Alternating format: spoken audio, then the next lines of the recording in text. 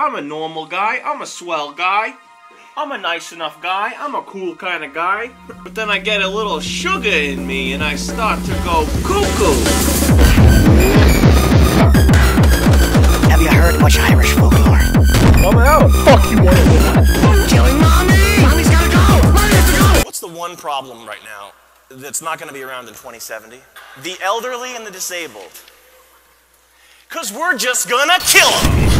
Sam Hyde is a man of many hats. In one hand, he's a TV writer and producer, another he's a comedian, another he's an artist, another he's a twink. Summing up who Sam Hyde is in a sentence or simply labeling him as one particular thing, I feel like wouldn't be productive at all in characterizing who Sam Hyde is as a person. If I had to give an abstract of who he is to someone who doesn't know, I would describe him as the embodiment of everything wrong with the internet, but also everything right with it. Sam, at this point an internet legend, has had a long career filled with many ups and many downs, but all throughout it, no matter what, something you cannot take away from him is that he has never stood down or compromised on who he is as a person. Whether it's for better or for worse, for gain or for loss, Sam Hyde will always be Sam Hyde. And this is the full, complete story of his life and career up until this point. Got him laughing. I got you laughing, Joe. Told you, comedy's what I do, bud. Samuel Wycombe Hyde was born in Fall River, a small city in South Massachusetts, in 1985, making him 38 years old as of the time of this recording. As someone who has actually been to Fall River, Massachusetts myself, I'll say firsthand, this is a little bit of a rough area and not exactly the safest place to start a family. So while I can't necessarily confirm this, I'd say this was likely the reason Sam's family ended up relocating to Wilton, Connecticut while Sam was still young, as this is simply just a better place to raise a family. This is the very house he grew up in, at least until about the age of 9 when his parents would get a divorce, with both moving into separate houses, still staying in the surrounding area. And here Sam would grow up for most of his childhood, attending and graduating from Wilton High School in 2003.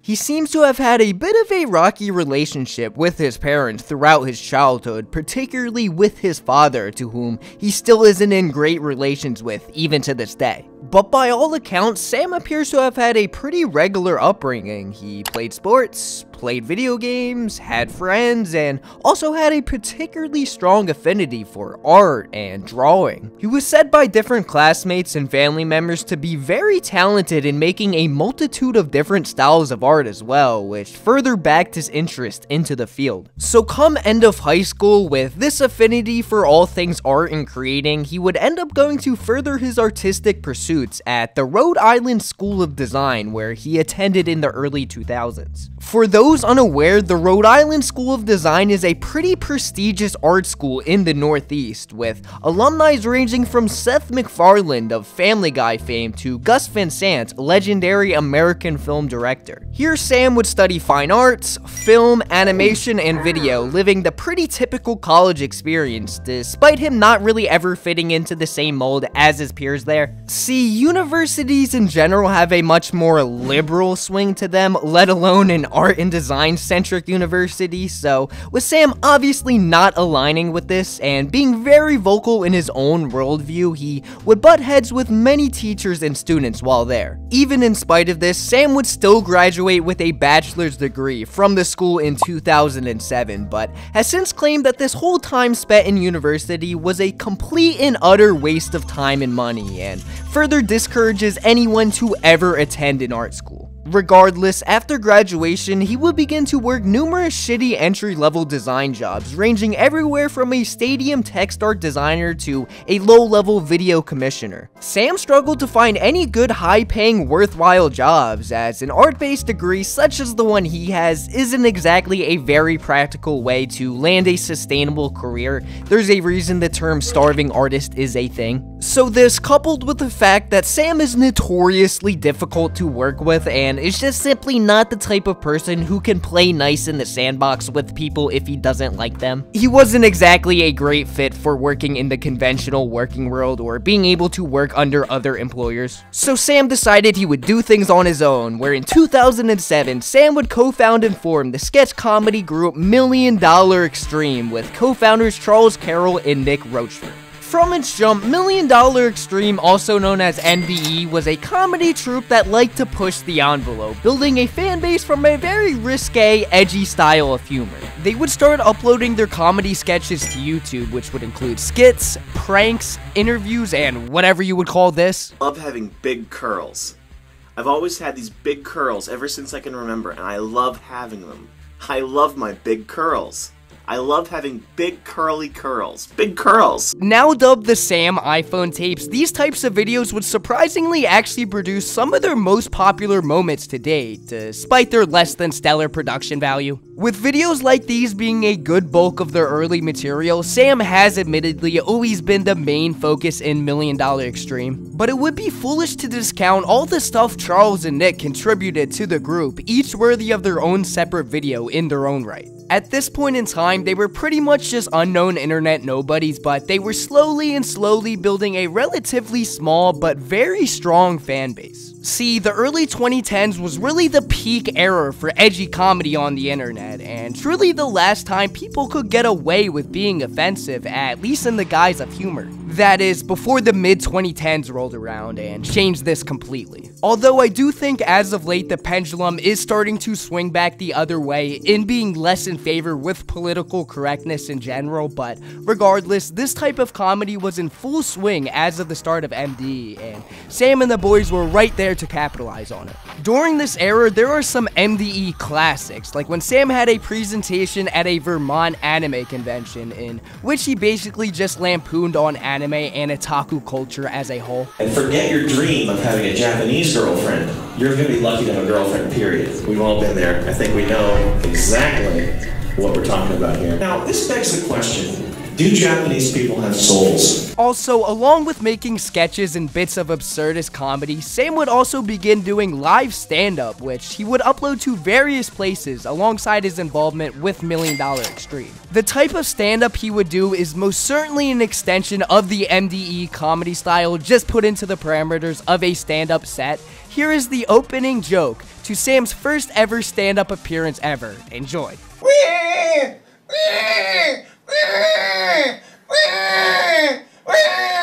Baby want milk! Baby want milk! Baby thirsty! So yeah, to call Sam Hyde's stand-up unconventional, I think would be an understatement. He never was scared to make the crowd or even himself feel uncomfortable while on stage. In fact, it was what made his routine. There are many times during his early sets where it's very clear Sam isn't even trying to be funny, instead literally just ranting about usually taboo issues he feels strongly about. The most infamous of which comes from a Williamsburg Twitter event where Sam would close a set with an over 10-minute long brutal rant against homosexuals, and to call this monologue homophobic I think would be underplaying it. Homosexuality is the manifestation of intense and antisocial attitudes. Has anybody ever heard of AIDS Patient Zero? You probably heard of this guy, okay? His name was Gaten Dugas, and spoiler alert, he was a hypersexual who hundreds of men yearly. Here's an inconvenient truth for you all. The first AIDS death was a minor. Ooh, surprise, surprise! Gay pedophile, what?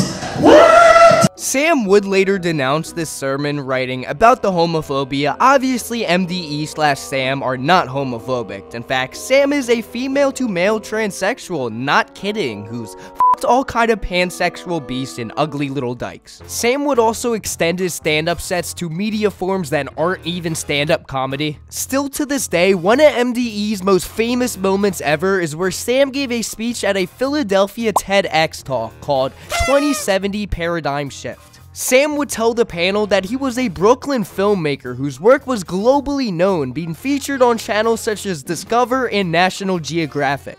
He would also detail about his trip to Mogadishu, in which he was helping a women's group clean up the streets of the city, despite the ongoing tensions and violence arising in the town. I have no idea what a women's group is or about any details on the violence in Mogadishu, but it seems he said enough keywords to be greenlit to give a speech through TEDx to students at Drexel University, and the speech was about as informative as you could imagine. How are we going to get clean drinking water to 2 billion Chinese people? You got an answer?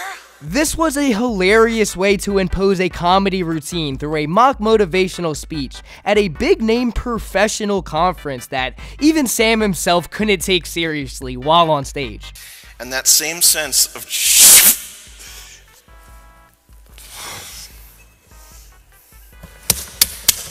this whole ordeal proceeded to go semi-viral online, with various news headlines covering this, as well as many memes being made about it, which would put a lot more eyes on MDE and a lot of their other previous works. Not being afraid to push the boundaries and getting right up in people's faces is what built Sam's core audience, so with more people seeing this sketch than usual, it led to MDE gaining a lot more fans who were attracted to this style of comedy. Also during this time period, an MDE fan favorite series would arise called Kickstarter TV. Basically, Sam would find the most outrageous or egregious people on Kickstarter seeking money for the dumbest products or reasons and tear into them for content. During the early days of the site, Kickstarter was filled with awful ideas and downright legitimate scammers, and Sam would be right there to crusade against these scumbags. But he wouldn't do it alone, as during the same time as Sam, another creator by the name of iDubbbz would have his own YouTube series which covered the same thing called Kickstarter Crap. And coincidentally, when Sam decided to pitch his own Kickstarter idea, a brony dating sim game, iDubbbz would make a Kickstarter crap about the project, not understanding that it was satire. iDubbbz didn't realize that Sam was the one behind the startup and masqueraded it as a huge scam, which technically it actually wasn't, as if the funding goal was actually met, a legitimate brony dating sim game would have been produced by MDE. But regardless, Sam would copyright claim Ian's video ragging on his Kickstarter project, but not without giving him an opportunity to earn back his video's monetization. Sam, being the compassionate man he is, would propose a challenge to iDubbbz, that if he could send him a video of him squatting 200 below parallel, he would release the copyright claim on Ian's video. Nevertheless, obviously, with iDubbbz looking like this at the time, that just simply wasn't something that was going to happen, so the video would furthermore stay claimed by Sam and his team. Both parties would carry on their own respective projects, but it would not be the last time these two foes would encounter each other, as this event would eventually come full circle in years to come. Between their numerous pranks and sketches, at this point, $1 Million Extreme wasn't just some completely irrelevant comedy troupe anymore. They had a respectable internet following, which obviously comes with many perks, like actually being able to monetize your material, being able to do shows, opportunities to do bigger projects, etc. But there's just as apparent downsides to having a sizable following, and in Sam Hyde's case, he understands this more than most creators. When you make sketches centered around trolling people and generally having an overall edgy style of humor, you're going to attract fans who think this type of thing is funny. So these kinds of fans are likely to find it funny when they troll people themselves, which is how Sam Hyde became the top suspect for every school shooting ever. As morbid and as morally wrong as it is, whenever a new school shooting happens, MDE fans flock to local and global news outlets to inform them that a blonde man named Sam Hyde is the one responsible for the shooting. Fans will send in a picture of Sam wielding multiple guns, taken from a clip off the $1 Million Extreme YouTube channel's video titled John Oliver Shoutout. The video is basically just Sam satirically calling out celebrities such as Joe Rogan and John Oliver while shooting various firearms into the wilderness. For the sake of argument, if you come at me in a public situation, if I had to defend myself outside your apartment, I'm watching you through your window, and I have to shoot through a crowd of people to defend myself. It's 2 a.m. It's a self-defense situation. This inside joke, and I use the term joke loosely here, where Sam is every school shooter ever, has become a meme that even precedes Sam himself. Even though I definitely do not condone this type of behavior, I'd be lying if I said I wasn't amused by just how funny a phenomenon this is. Even Sam at this point seems to have accepted this title. In no other fandom would something like this happen, which just displays the grip MDE has on the edgy internet ecosystem, even if it is for the worst in situations like this one. But that's okay, because this strong internet presence and even stronger fanbase wouldn't go unnoticed by even mainstream producers, as through the years of online debauchery, Sam would begin to be noticed by the publication called Adult Swim. For just how big a platform Adult Swim is, they are surprisingly well tapped into what's going on behind the scenes and genuinely willing to take risks on new potential projects. Over the years, Adult Swim has shown time and time again to be very well in the know on many different small-time but quality creators, giving them opportunities and a budget to be able to make their own fully fleshed out creative pursuit, and this trait of the network has shown to pay out tenfold for them over time. And this is exactly what happened with MDE, as in 2015, they were given the opportunity to pitch a pilot sketch to Adult Swim, with the chance to possibly have a full-time series, if the producers liked it. So of course MDE would start production on a pilot sketch for the network, and this untitled piece would be what they eventually turned in. Whoa! You guys look like you're headed to a party. You came to the wrong place. I'm the city inspector. Listen, we don't have time to talk to you right now, peasant man. We're going to the muzzleloader party. If you make me late to this thing, I am gonna lose it on you. The producers ended up liking it, and MDE was greenlit to make their own full project that would air on the channel's late evening, early morning time slot in late summer of 2016. World Peace is, as $1 Million Extreme describes it, set in a post-apocalyptic terror universe that satiricizes current political and social events and issues. It's certainly an extension in ideas on what the crew had been doing independently online as a collective, just now with a bit more of a budget, a bit more of a distinct visual palette, and a bit more structure. The first season would be shot in Atlanta, Georgia, where 6 different 11-minute long episodes would be made. Episodes would comprise of various comedy sketches, all joined by these highly edited transitional sequences, as well as all episodes ending with a musical number of sorts. The show would initially premiere on August 5th, 2016, to over 1 million viewers, which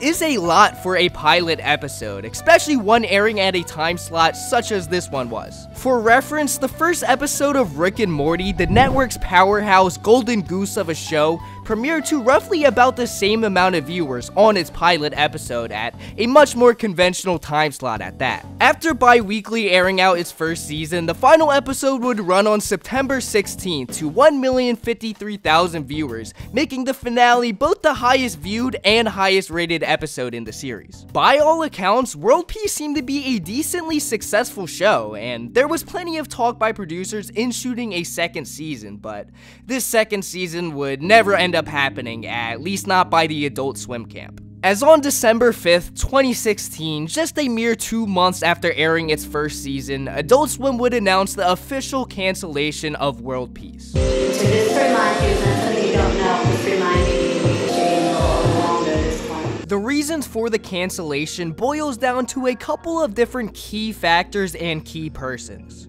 To completely dumb down and simplify the reason the show was taken off the air, it's because Sam is a right-leaning, conservative, admittedly controversial comedian on a liberal network run by progressive agents during 2016, the height of PC culture as a whole. Shortly after airing out Season 1 of World Peace, it would come to the attention of many people at Adult Swim and other publications that Sam Hyde was, in one way or another, affiliated with people of the alt-right and the movement as a whole. One of the 2 key players in getting World Peace off the air is Joseph Bernstein, a writer and journalist who at the time had been working at BuzzFeed. Just for context, and I promise I wouldn't bring this up unless it was a necessary detail, Joseph Bernstein is a liberal Jew. I know, big reveal with a last name of Bernstein, I bet you didn't see that one coming. But with World Peace already being a bit of a dicey show, and the sole inclusion of this sketch alone,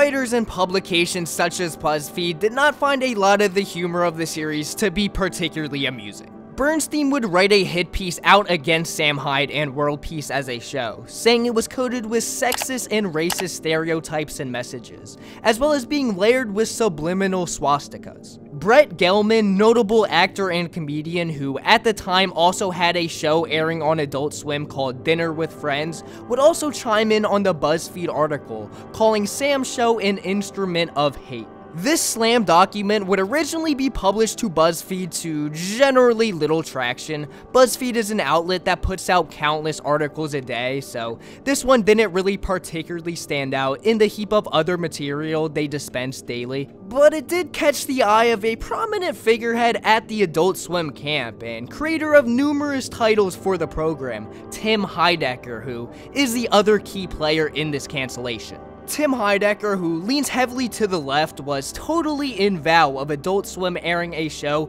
that had any connection to the alt-right, and would begin a campaign to get Sam's show taken off the network.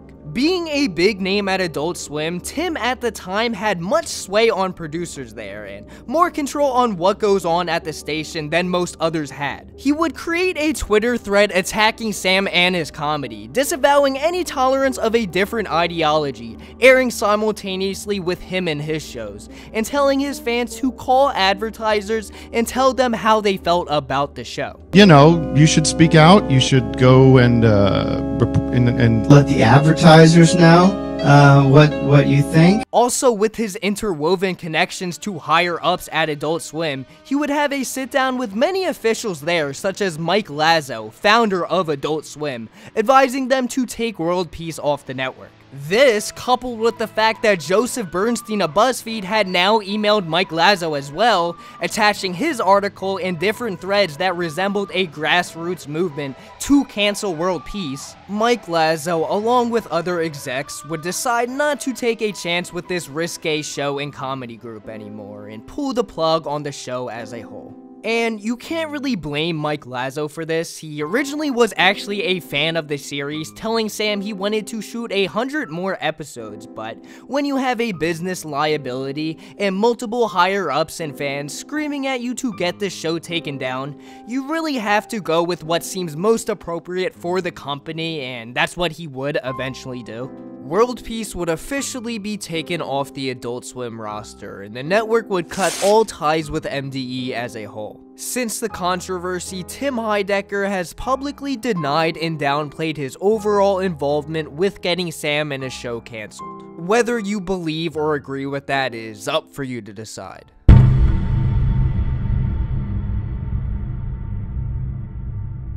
This sudden disbandment from Adult Swim would understandably leave Sam a bit spiteful of mainstream media and their often dirty tactics. Getting your own TV show is a huge achievement in an artist or comedian's career, a milestone by far the vast majority of them never get to experience. So understandably, losing something you've worked years to build up over something as trivial as your political position left a sour taste in the roof of Sam's mouth. But Sam would not dwell on this, and just continue to keep pushing further to progress his career and make more money. At first, Sam would just go back to his bread and butter, making YouTube sketches, but shortly after his return to YouTube post his cancellation, YouTube would shut down all MDE affiliated channels. Here he began to realize he was not just taken off Adult Swim, but pretty much blacklisted by all mainstream media platforms. And the finishing blow on this blacklisting would happen when it would be uncovered that Sam had pledged a $5,000 donation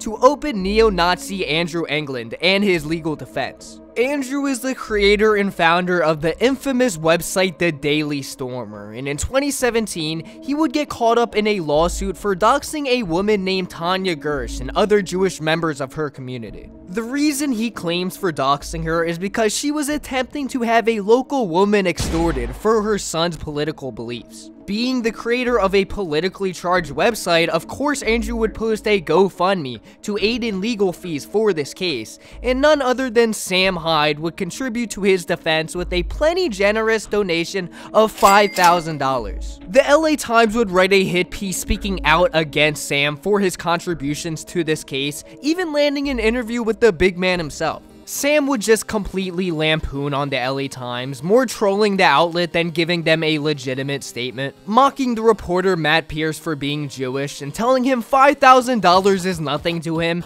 and the reason he fronted so much money for this is just to show that he makes more money than reporters like Matt Pierce. In the end, Andrew Anglin would end up losing the lawsuit, with Tanya being rewarded a $14 million judgment in compensation. And after this, to any mainstream comedy fan or viewer, this is where MDE faded back into obscurity.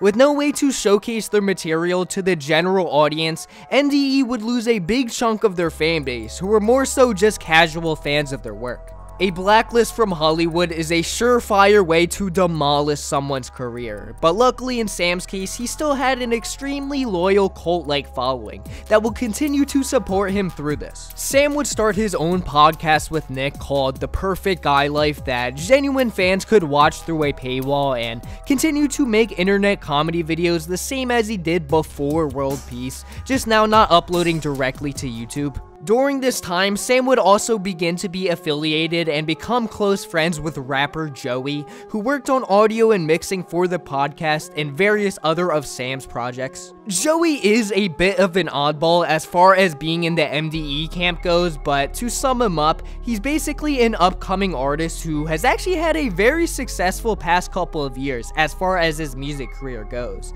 with an equally weird and dedicated fanbase as Sam does. Definitely a strange but cool addition to Sam's crew, and the MDE team wouldn't just stop here, as around the same time, a previously unknown editor named Jet Neptune would also become an MDE affiliate. Sam had made a post online looking for a full-time quality editor, and Jet would simply send Sam an email applying for this position. Jet at that point had done numerous editing projects specializing in shooting music videos and stuff of that sorts, and given his credentials, Sam saw him fit to be his editor and would fly him out to the Northeast to join and become a member of his team. Jet would start off solely working behind the camera, doing much of the editing for anything Sam was putting out at that point, but this would obviously eventually come to change. Sam had also taken up a new kind of content creation, acting as a sort of self-help advisor for his audience, which would quickly become the focus of his work. Get the best gaming PC money can buy. Sam Hyde's world philosophy and the advice he gives to young men can be boiled down to a couple of main points. The number one thing Sam feels that is more important than anything else is to build a skill, to get good at something and become a worthwhile person for people to have around. Most important thing, in my opinion, is to get good at something. So I think it's plenty important to have well thought out political stances on things. I think it's plenty important to know about divorce rate, to know about the realities of biology, to know about what a bitch will do to you once she gets her claws in. I think it's well important to have fun playing video games, to have an active imagination, to have all kinds of hobbies and fun things and good little thoughts and things like that. It is my opinion that none of that shit matters if you are unskilled, if you do not have something that you are good at. He believes to stay grounded as a respected masculine figure, both in yours and other people's lives. Man is essentially, like spiritually, holistically, a man is a ship that is out to sea. The sea is the chaos, the sea is the world. Get strong, both physically and with your work ethic and mental toughness. Put the weed pipe down, stop buying disposable vapes, save $300. Oh my God, that's so much money! Save $300 and hire a fucking coach.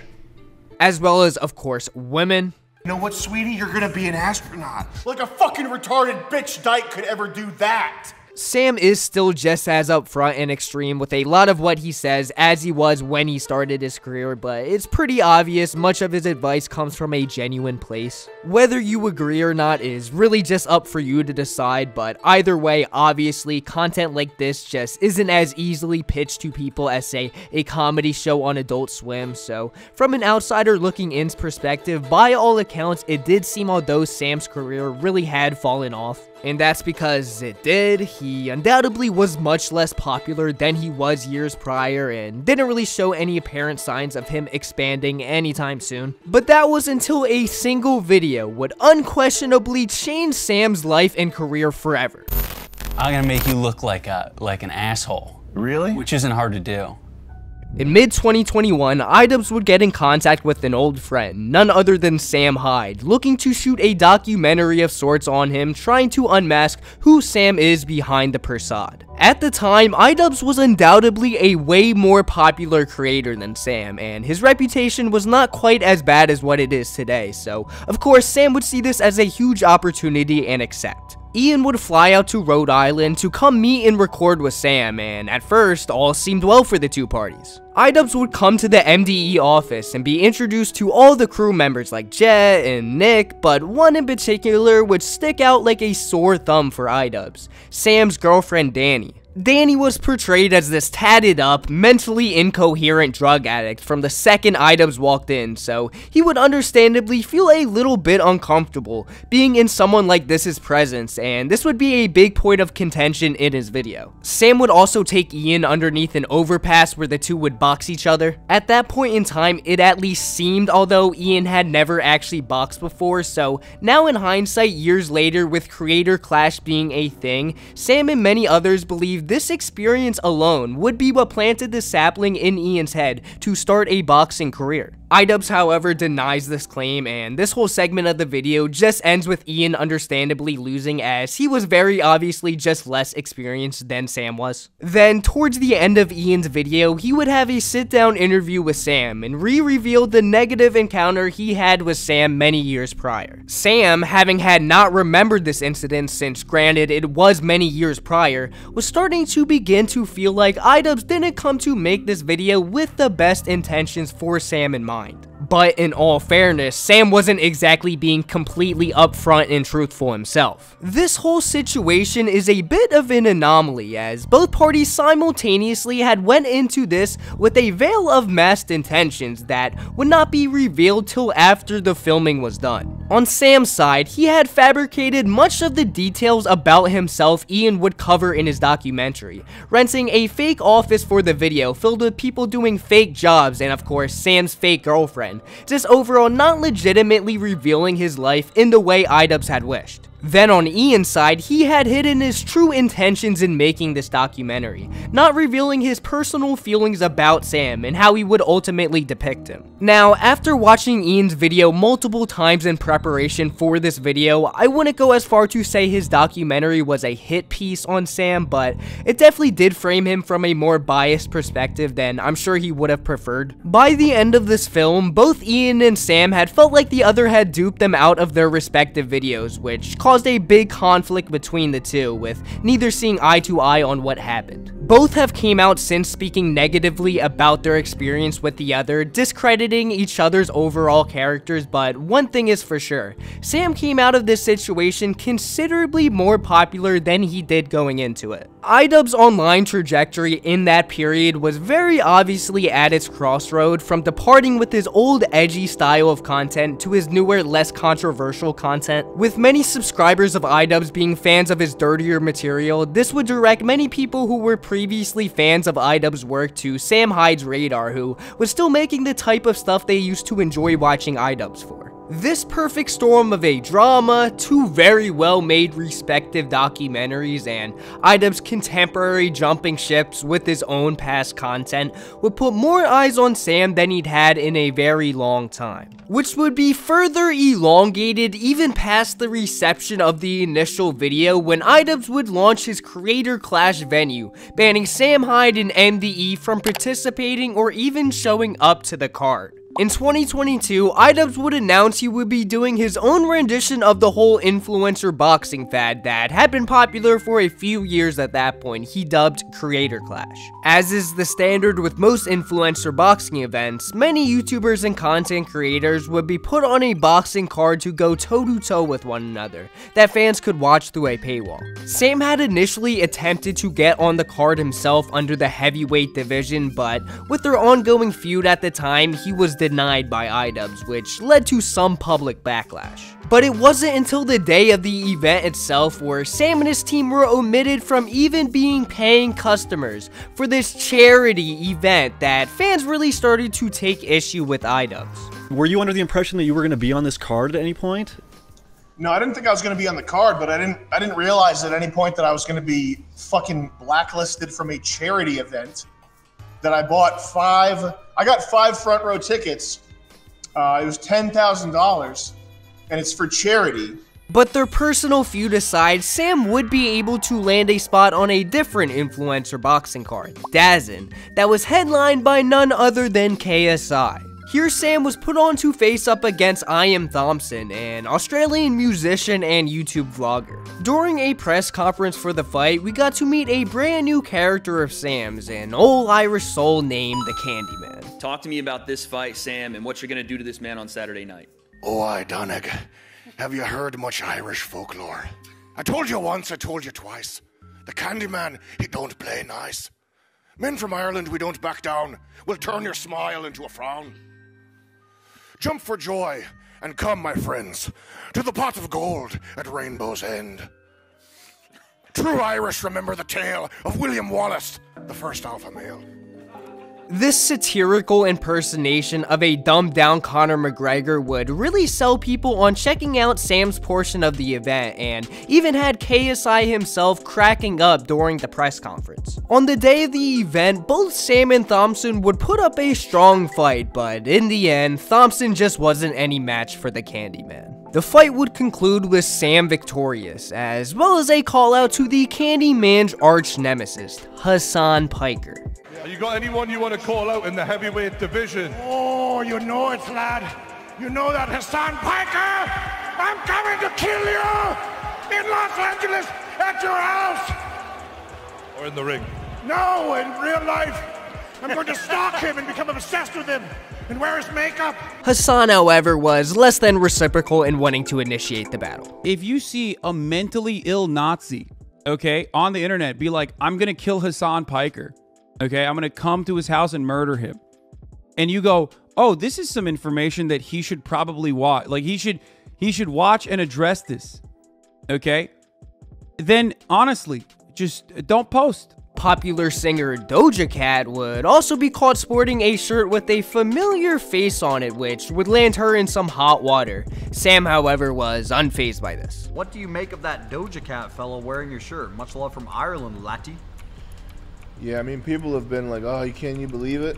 And I'm like, no, I feel like I'm famous. Sam and iDubbbz's beef would only continue to escalate, as when iDubbbz would announce a sequel of Creator Clash 2, Sam would take up coaching for a roster in the lightweight division, Froggy Fresh. Here Sam would bring Froggy Fresh out to Rhode Island to train him for his upcoming fight, acting as a sort of mentor for him, but sadly enough, as it turns out, Froggy Fresh wouldn't ever end up fighting in the event. Just 3 weeks before the day of the fight, iDubbbz would officially announce that Froggy Fresh will no longer be a part of Creator Clash 2, completely wiping his name from the card and event. The reasons he gave for this removal was the multiple Twitter videos Froggy made mocking iDubbbz and his wife, as well as him working with Sam Hyde, someone he is very much not a fan of. Both Froggy and Sam would take to Twitter to air out their grievances with the situation. So now I'll show you the photo I was sent. Anissa's mom is mad, so now I'm kicked out the event. Give the people their money's worth and give them what they want. Give it all to charity for all the tickets that they bought. Popular YouTuber Gideon even fronted $100,000 to charity if iDubbbz would put Froggy back as a fighter, but the exclusion would stay official. After his fight, Sam would return to his normal content bigger than ever and would only continue to prosper as NDE affiliate Jet Neptune would launch a brand new hypermentropic reality TV show called Fish Tank Live. Now, honestly, covering everything that has happened in both seasons of Fish Tank Live would really only be possible in a video in and of itself, and this video I more so wanted to cover the story of Sam Hyde, and Fish Tank really falls more into the realm of being Jet's thing. So if that's a video y'all would like to see me make, I would be more than happy to make a deep dive into everything that has happened with that whole series, as there is plenty to talk about, and it would just be way too much to include in this video, especially in light of the recent allegations. So definitely let me know in the comments if that's something you're interested in seeing, but as far as Sam Hyde's story goes, that's about gonna wrap it up. This video took a lot of time and effort to make, and being a smaller creator myself, I would really appreciate it if you guys left a like and maybe considered subscribing. It truly does help out a ton. Also, I just wanted to say thank you guys so much for all the support I've been receiving on this channel recently. I now have over 3,000 subscribers, which is just super crazy to me. I've really only been doing this for about like 7 or 8 months. I couldn't do it without you guys, so thank you. But other than that, I really hope you guys enjoyed, and I'll catch you guys in the next one. Peace.